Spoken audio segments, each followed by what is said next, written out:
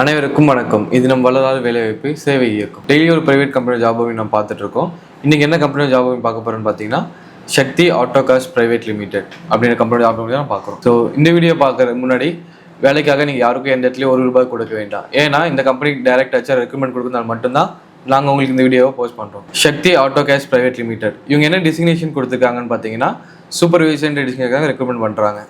Job location எங்கன்னு பார்த்தீங்கன்னா கோயம்புத்தூர் லொகேஷனில் இருக்குது. குவாலிஃபிகேஷனை பொறுத்த வரைக்கும் minimum 10th 12th ITI any degree படித்தவங்க ஜாப்க்கு அப்ளை பண்ணலாம் அப்படின்றத சொல்லியிருக்காங்க.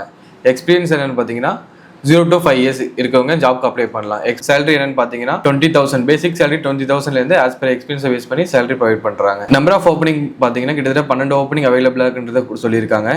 ஏஜ் லிமிட்டை பொறுத்த வரைக்கும் மினிமம் 19லேருந்து மேக்ஸிமம் 42 ஏஜ்குள்ளே இருக்கவங்க ஜாப்க்கு அப்ளை பண்ணலாம் அப்படின்ற கொடுத்துருக்காங்க.